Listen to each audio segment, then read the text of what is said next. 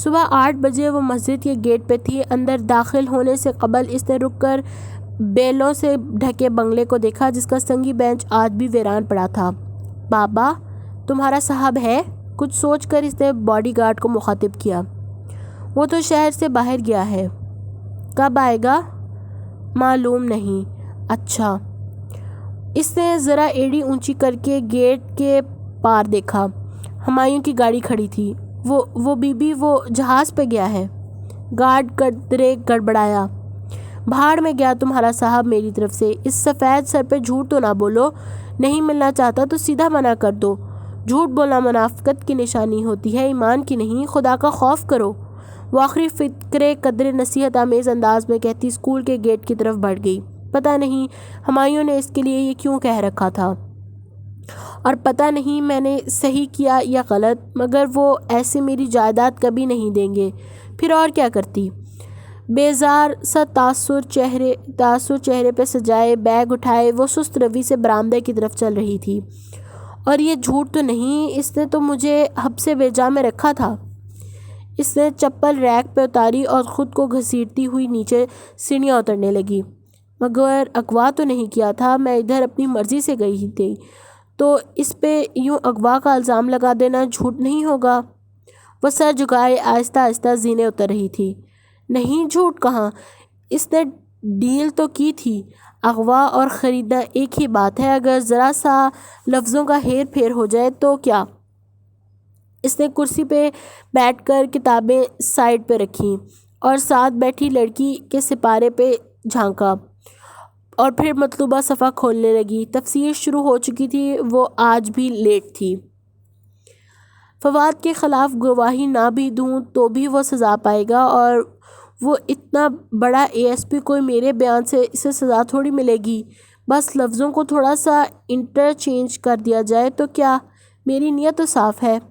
مطلوبہ صفحہ کھول کر اس نے پین کی کیپ اتاری اور آج کی تاریخ لکھنے لگی۔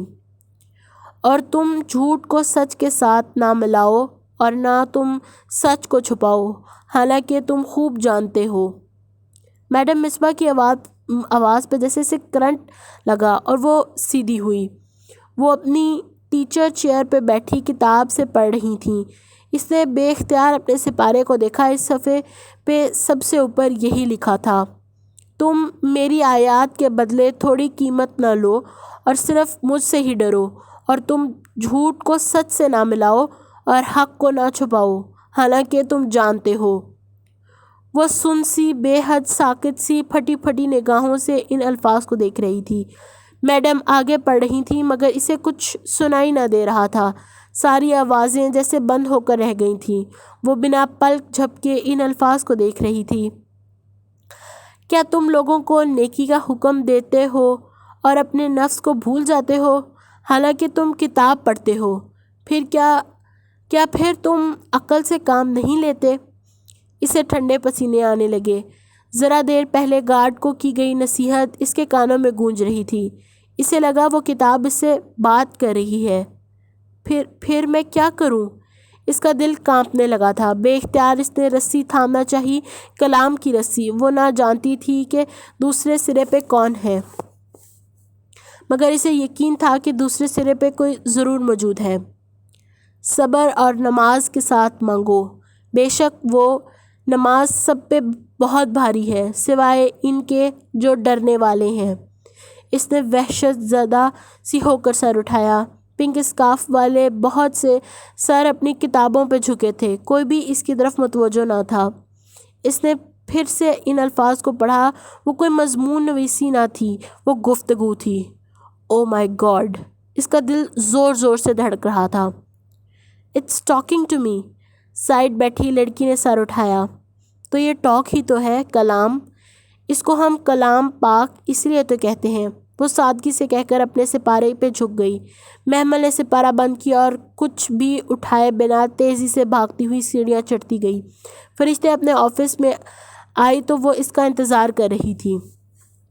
محمل تم؟ میں آئندہ نہیں آؤں گی، میں مسجد چھوڑ رہی ہوں۔ وہ کرسی پہ بیٹھی تھی، بے چینی سے کھڑی ہوئی۔ اس کی آنکھوں میں عجیب سا خوف اور گھبراہٹ تھی۔ فرشتے نے آرام سے فائل میز پہ رکھی اور کرسی کی دوسری جانب جگہ سنبھالی۔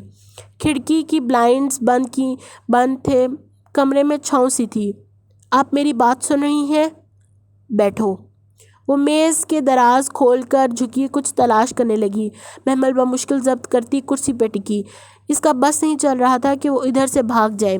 میں نہیں آؤں گی آئندہ فرشتے، اس نے دہرایا۔ وہ ابھی تک دراز میں مصروف تھی۔ پھر کہاں جاؤ گی؟ بس قرآن چھوڑ رہی ہوں۔ اسے چھوڑ کر کہاں جاؤ گی محمل؟ وہ کچھ کاغذات نکال کر سیدھی ہوئی اور اسے دیکھا۔ اپنی نارمل لائف میں۔ تمہیں یہ ایب نارمل لائف لگتی ہے؟ یہ مجھ سے بات کرتی ہے فرشتے، وہ دبی دبی سی چیخی۔ آپ سمجھ نہیں سکتی میں کتنے کرب سے گزر رہی ہوں، مجھ سے یہ برداشت نہیں ہو رہا، آپ سمجھ نہیں سکتی۔ میں سمجھ سکتی ہوں، جب قرآن مخاطب کرنے لگتا ہے تو اس کرب سے گزرتے ہیں۔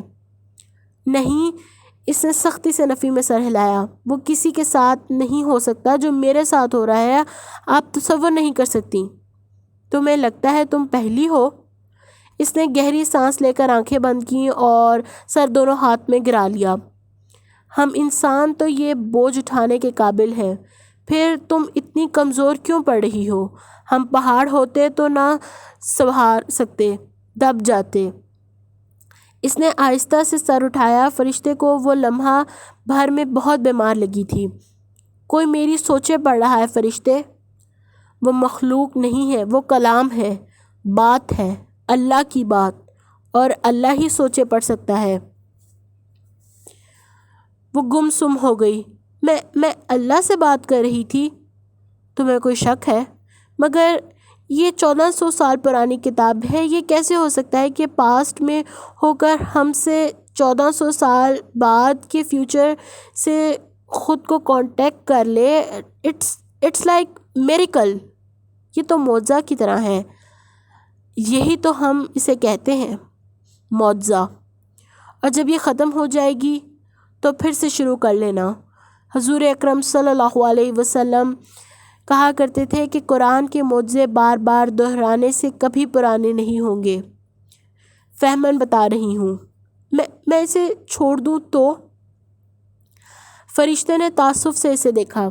محمل، جب روز قیامت اللہ زمین آسمان کو بلائے گا تو ہر چیز کھینچی چلی جائے گی، طوعاً یا کراہ، خوشی سے یا ناخوشی سے۔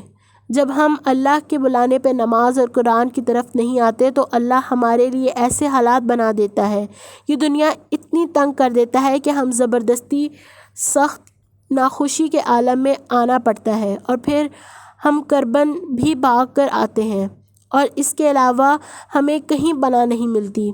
اس کی طرف طوعاً آ جاؤ محمل، ورنہ تمہیں کراہ آنا پڑے گا۔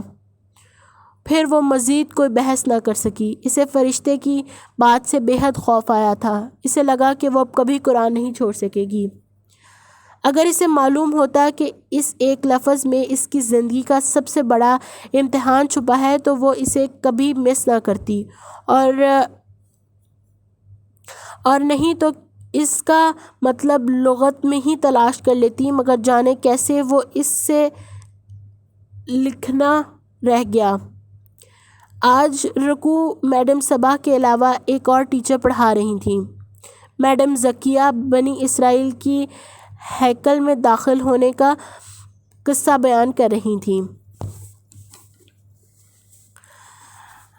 اور دروازے میں داخل ہو جاؤ سجدہ کرتے ہوئے اور کہو حتا، ہم تمہارے گناہ بخش دیں گے اور عنقریب ہم محسنین کو زیادہ دیں گے۔ وہ آیت پڑھ کر اب الفاظ کی گہرائی میں جا رہی تھیں۔ حتاتن کا مطلب گرانا، مراد گناہ گرانے یعنی بخشش مانگنے کے ہیں۔ اب بنی اسرائیل نے کیا یہ کہ انہوں نے، جیسا کہ اگلی آیت میں ذکر ہے، منہ ٹیڑھا کر کے بات کو بدل دیا۔ وہ سجدہ کرتے یعنی جھک کر حتاتن کہہ کر داخل ہونے کے بجائے حناتن کہہ کر داخل ہوئے۔ حناتن کہتے ہیں۔ وہ تیز تیز قلم چلا کر لکھ رہی تھی، کسی نے برہمی سے پین اس کے رجسٹر پہ رکھا۔ اس نے ہڑبڑا کر سر اٹھایا۔ ایک کلاس انچارج اس کے سر پر کھڑی تھی۔ بعض لوگ قرآن پڑھتے ہیں اور قرآن ان کے لیے دعا کرتا ہے، اور بعض لوگ قرآن پڑھتے ہیں اور قرآن ان پر لعنت کرتا ہے۔ کیا ہوا میم؟ آپ رجسٹر قرآن پر رکھ کر لکھ رہی ہیں؟ انچارج نے صدمے سے اسے دیکھا تو اس نے گھبرا کر قرآن نیچے سے نکالا۔ یہ اس کا تجوید کا قرآن تھا، سمپل آف وائٹ جلد والا۔ Sorry ma'am. اس نے قرآن احتیاط سے ایک طرف رکھا اور رجسٹر پر جھک گئی، پھر ادھر ادھر ساتھ والی لڑکی کے رجسٹر پر جھانکا کہ دیکھ سکے کہ حناتن کا کیا مطلب ہے۔ میڈم نے لکھوایا ہے، مگر اس نے کچھ نہ لکھا تھا۔ قرآن کی کلاس تھی، وہ بول نہ سکتی تھی، سو مایوسی سے واپس اپنے نوٹس کو دیکھا۔ صفحے کی لائن یہاں ختم ہوئی تھی، وہاں اس نے لکھ رکھا تھا حناتن یعنی گند۔ گند کے دال کے آگے صفحہ ختم تھا۔ بعض دفعہ ہم مکینکی انداز میں کچھ لکھتے ہوئے جب صفحہ ختم ہو جائے تو آگے جو بھی چیز ہو، بھلے نیچے رکھی ہوئی کتاب ہو یا ڈیسک کی لکڑی، اس پر لکھ ڈالتے ہیں اور بعد میں یاد ہی نہیں رہتا۔ گن، اس کا کیا مطلب ہے؟ وہ اس ادھورے لفظ پہ حیران ہوئی۔ کوئی سینس نہ بنتا تھا، مگر خیر وہ آگے لکھنے لگی۔ سوچا بعد میں کسی سے پوچھ لے گی، مگر بعد میں یاد ہی نہ رہا۔ چھٹی کے وقت اس نے ہمایوں کو اپنے گیٹ کا دروازہ بند کرتے دیکھا۔ وہ ہیک چڑھا کر پلٹا ہی تھا کہ وہ سامنے آ کھڑی ہوئی، پنک سکارف میں مقید چہرہ، کندھے پہ بیگ، سفید یونیفارم اور سینے پہ ہاتھ باندھے وہ تیکھی نظروں سے اسے دیکھ رہی تھی۔ یہ تبدیلی کیسے آئی؟ وہ بے اختیار مسکرا دیا۔ غالباً اچھے موڈ میں تھا۔ محمل اس طرح تیکھی سخت نظروں سے اسے دیکھتی گئی۔ خیریت؟ وہ 2 قدم آگے بڑھا۔ اس کے پیچھے سیاہ گیٹ کے باہر اس کا مستعد چوکیدار کنکھیوں سے ان دونوں کو دیکھ رہا تھا جو آمنے سامنے کھڑے تھے۔ ہمایوں جیبوں میں ہاتھ ڈالے اور سخت تیوریوں کے ساتھ سینے پہ بازو رکھے تھا۔ آپ کو مسئلہ کیا ہے فواد بھائی کے ساتھ؟ شاطر مجرم کسی بھی پولیس آفیسر کے لیے چیلنج ہوتے ہیں، اور مجھے چیلنج لینے میں مزہ آتا ہے۔ اس مزے میں اگر آپ الٹا پھنس گئے تو؟ میں کیوں پھنسوں گا؟ تم نے کورٹ میں مکر جانا ہے نا؟ آپ کو کس نے کہا کہ میں مکر جاؤں گی؟ کیا مطلب؟ وہ یک لخت چونکا۔ وہ اس طرح سے اسے چبھتی نگاہوں سے دیکھتی واپس پلٹی اور سینے پہ بازو لپیٹے سر جھکائے سڑک پہ چل دی۔ عقل کے سارے راستے عجب دھوئیں میں گم تھے۔ وہ کچھ سمجھ نہ پا رہی تھی۔ کتنے دنوں بعد آج وہ شام کی چائے سرو کرنے ٹرالی دھکیلتی باہر لائی تھی۔ لان میں سب بڑے یوں ہی بیٹھے تھے، ادھر ادھر کی خوش گپیاں، تبادلے خیال چل رہے تھے۔ محمل، میری چائے میں کینڈل ڈالنا بیٹا، آغا جان جس بے تکلفی سے کہہ رہے تھے۔ غفران چچا سے بات کرنے میں مصروف ہو گئے۔ نائمہ اور فضا نے معنی خیز نگاہوں سے ایک دوسرے کو دیکھا۔ جب سے فواد جیل گیا تھا ان دونوں کا الائنس تائی مہتاب سے ہٹ کر بن چکا تھا۔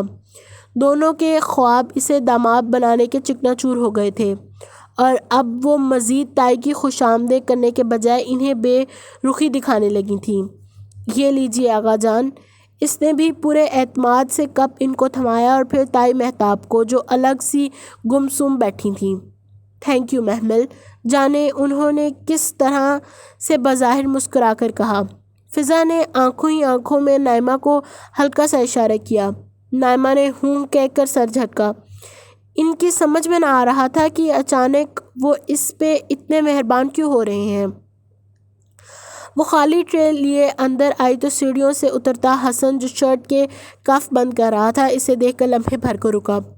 محمل؟ ایک پرانا منظر اس کی آنکھوں میں لہرایا تھا، فواد کا یوں اترنا، پھر اس کا اسے چائے دینا اور وہ انگلیوں کا ٹکرانا۔ کیا تب فواد نے یہ سوچا تھا کہ یہ لڑکی بھی اس کا ہتھیار بن سکتی ہے؟ اتنی ارزاں تھی وہ۔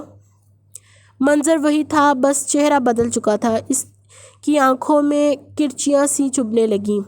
مومن ایک سوراخ سے دوبارہ نہیں ڈسا جاتا۔ وہ تیزی سے کچن کی طرف آئی۔ محمل رکو، سنو۔ وہ سرحد سے اس کے پیچھے لپکا اور کچن کے دروازے پہ ٹھہر سا گیا۔ اندر مسرت کپڑے سے سلیب صاف کر رہی تھی۔ محمل ساتھ ہی کرسی پہ رخ موڑ بیٹھی۔ اونچی بھوری پونی ٹیل جس سے اس کی لمبی گردن پیچھے سے جھکتی تھی اور کرتے کے اوپر دوپٹے کو شانوں پہ ٹھیک سے پھیلائے ٹانگ پہ ٹانگ چڑھائے وہ چہرہ موڑے بیٹھی تھی۔ اس کے سائیڈ پوز سے بھی حسن اس کی جھکی آنکھوں کا سوگوار سا رنگ دکھائی دے رہا تھا۔ اسے لگا وہ بہت بدل گئی ہے۔ محمل، مجھے تم سے بات کرنی ہے۔ مسرت کا سلیب کو رگڑتا ہاتھ رک گیا۔ انہوں نے حیرت سے گردن موڑی۔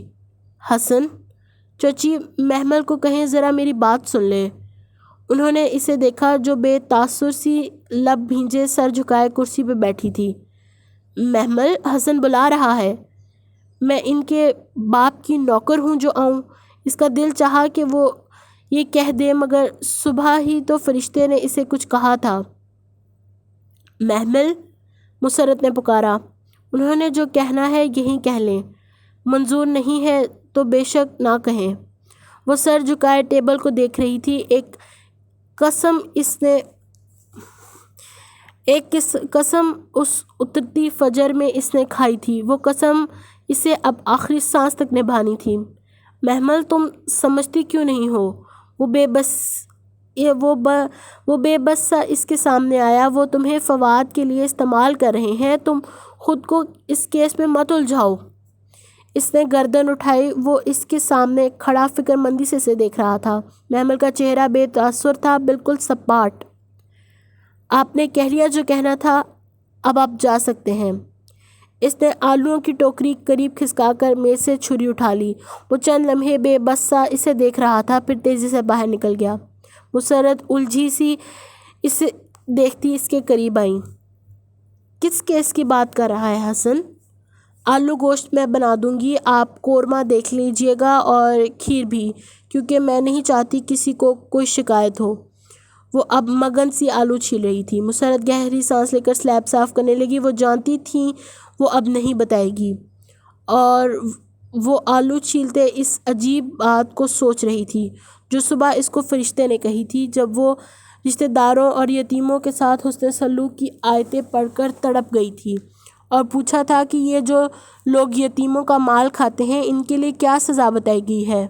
یتیموں سے پہلے قرابت داروں کا ذکر ہے محمل۔ میں اور میری ماں ان قرابت داروں کی جیسے خدمت کرتے ہیں آپ سوچ بھی نہیں سکتی۔ تو اس خدمت کا کبھی ان کو احساس بھی دلایا؟